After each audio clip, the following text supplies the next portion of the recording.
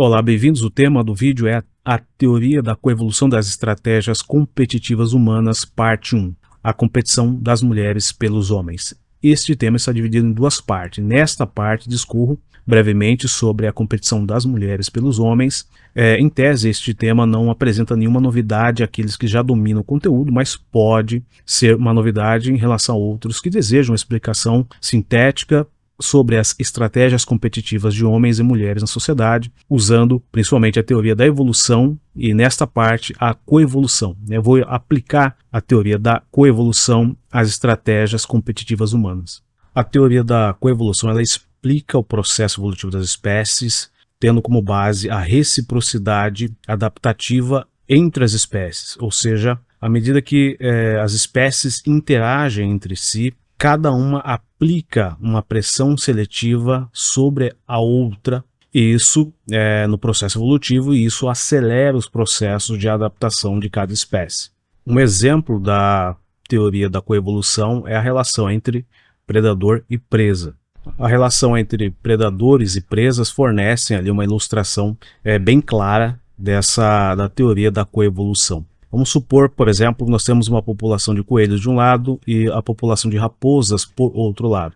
Os coelhos são as presas nesse sentido e as raposas os predadores. As duas espécies coexistem de forma especial, ou seja, os coelhos mais lentos acabam sendo predados pelas raposas mais rápidas e mais ágeis. Os coelhos mais ágeis e mais habilidosos, mais velozes, eles conseguem escapar das raposas e, por causa disso, dentro da população de coelhos, conseguem sobreviver e conseguem reproduzir, passar seus genes adiante. No caso das raposas, também ocorre a mesma coisa. À medida que cada geração de coelhos torna-se mais rápida, mais ágil, cada geração de raposas tem que se tornar também mais ágil e mais rápida. As raposas mais lentas e menos habilidosas na caça tendem a deixar menos descendentes e, por causa disso, acaba havendo uma seleção coevolutiva em relação aos coelhos e às raposas. Ou seja, à medida que cada geração de coelhos tornam-se mais ágeis para escapar das raposas, as raposas também são pressionadas a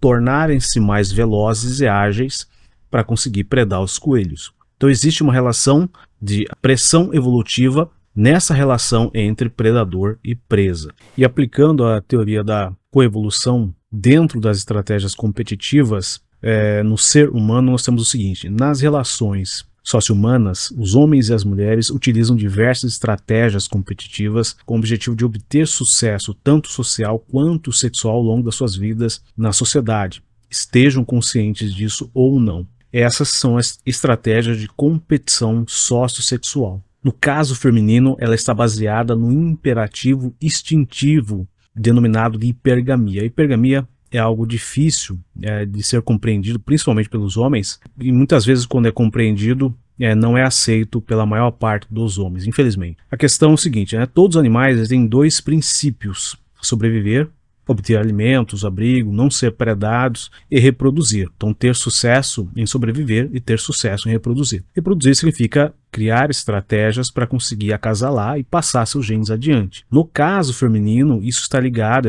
essas estratégias de sobrevivência e reprodução, ela está ligada ao que se chama de hipergamia. A hipergamia é um imperativo ancestral que une as estratégias de sobrevivência e as estratégias de reprodução sexual das mulheres, porque ela é um legado das fêmeas ancestrais primatas da nossa espécie. No caso masculino, isso se diferencia: as estratégias de sobrevivência e as estratégias de reprodução sexual, elas estão divididas nos homens, nelas está unida. Por esse motivo que a hipergamia é muito difícil de ser compreendida até os dias atuais. Como exemplo, suponhamos o seguinte: que temos um bando humano sem homens e sem mulheres. Destes 100 homens, apenas 15 homens são os principais por ter atributos destacáveis em relação aos 85 homens restantes do bando e, portanto, em vista disso, eles ocupam o topo da escala masculina do bando.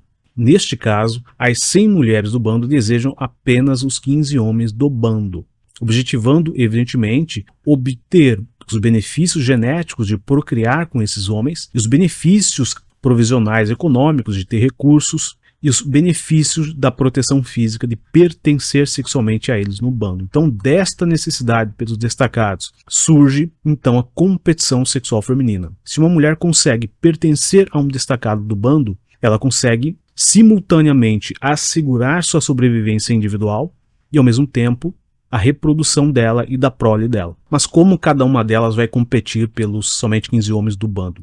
Deixando o simples exemplo de lado, entram as estratégias sexuais e sociais de competição feminina dentro da sociedade. Então, dentro da estratégia sexual e social feminina, não basta apenas selecionar os destacados, é preciso ter a habilidade de seduzi-los, com o objetivo, evidentemente, de obter benefícios na relação com eles. E aqui entra a coevolução das estratégias sexuais. Os homens desejam mulheres jovens, belas, porque isso sinaliza fertilidade do lado feminino. Esta preferência masculina joga pressão sobre as mulheres no sentido evolutivo. Devido a esta pressão, elas precisam atender estas preferências masculinas se quiserem atrair os homens, principalmente os destacados. Não é por acaso que os dois principais atributos de sedução sexual feminina de homens são a beleza física e a juventude delas. Em razão disso, do ponto de vista da biologia evolutiva humana, o corpo de uma mulher é uma arma de sedução sexual, porque o principal recurso de uma mulher é o sexo, e sempre vai ser o sexo diante dos homens. Então o corpo feminino foi adaptado justamente com esse objetivo, seduzir, incitar desejo nos homens. A pele feminina, os seios, a bunda, os cabelos são exemplos dessas adaptações físicas de sedução, quer as feministas julguem isso como machismo ou não, quer aceitem ou não, culpem a história biológica humana, a evolução humana. Desse processo biofísico evolutivo feminino, o principal poder de sedução delas é dado pelo atributo que une juventude e beleza no aspecto físico. É o atributo de incitação de desejo sexual denominado de neotenia. A neotenia é uma explicação da biologia que é o seguinte: é uma condição na qual indivíduos de uma espécie retêm em sua fase adulta formas físicas infantis. No caso das mulheres, a neotenia física é aliada à neotenia comportamental.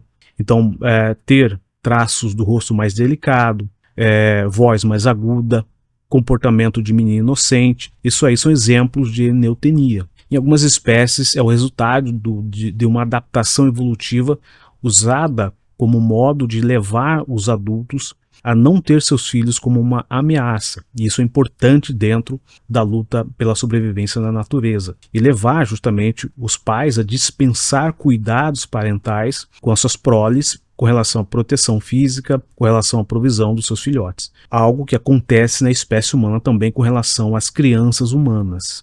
Em homens adultos, a neotenia física é uma desvantagem na competição masculina, porque torna o homem mais feminino esteticamente e pouco agressivo esteticamente. No caso feminino, é uma vantagem. As mais neotênicas estão sempre em vantagem diante das concorrentes, né? O rostinho de menina, mulher, o comportamento meio jovial é quase que irresistível pela maior parte dos homens, porque isso sinaliza no inconsciente masculino fertilidade. A maior parte do poder sexual feminino de sedução e de competição é dado, então, pela jovialidade física, pela beleza e pelo comportamento juvenil feminino. É por esse motivo que o auge da juventude feminina vai ocorrer entre 15, 25, 26 até aproximadamente 30 anos. É o auge do valor reprodutivo e da fertilidade de procriação da mulher e é onde, portanto, é a fase onde elas são mais desejadas.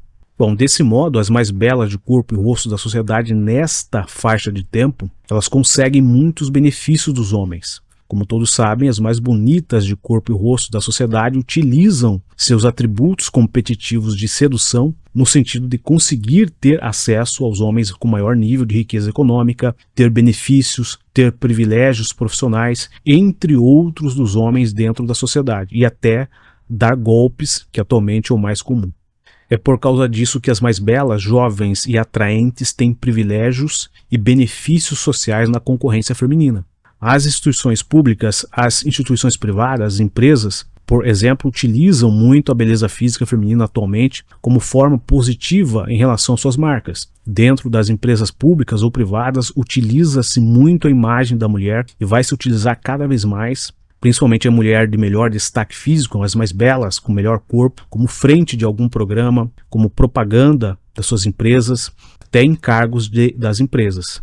Porque a imagem feminina vende no mercado. Beleza feminina vende e atrai homens e atrai também mulheres. Então, associar produtos e serviços com a imagem da mulher, principalmente das mais belas e atraentes, eleva a venda das empresas. Aqui no Brasil, só para eu dar um exemplo, o aumento do consumo de cerveja somente ocorreu quando nas propagandas associou-se as marcas de cerveja à mulher gostosa, de modo que consumir cerveja estava associado na mente coletiva masculina a consumir mulher. Ao invés de pedir uma cerveja, pedia-se uma loira gelada. Compreendem? Portanto, investir em si mesmas e ser arma de atração e sedução é o objetivo dos investimentos femininos em beleza fictícia na sociedade e conformam as estratégias competitivas delas na sociedade. Cada uma, na concorrência competitiva entre elas, buscam se tornar sexualmente atraente o mais possível diante das concorrentes. E elas não vão abrir mão disso, independente do que falam as feministas. E é justamente por causa disso que atualmente os investimentos em beleza fictícia são tão grandes por parte delas. Elas despendem muito dinheiro em relação a isso, desde plásticas, investimentos em academia, maquiagens, cosméticos, procedimentos estéticos, procedimentos de embelezamento de todo tipo. Tudo isso tem como objetivo torná-las mais atraentes possíveis na competição por homens destacados e também objetivando obter ascensão profissional e fama nas redes sociais e na sociedade. É neste sentido que as de menor nível de beleza física ou de nenhuma beleza física, chamadas feias, não conseguem competir e atrair homens destacados e a partir disso obter privilégios sociais e vantagens na sociedade, sejam profissionais, econômicas ou mesmo de procriação genética com os melhores homens da sociedade no aspecto físico, ou seja, não conseguem realizar a hipergamia delas. Muitas terminam casando-se com homens de menor condição econômica, as mais feias principalmente, com menor status social e os de menor nível estético, ou seja, ao mesmo tempo os mais feios e pobres da sociedade.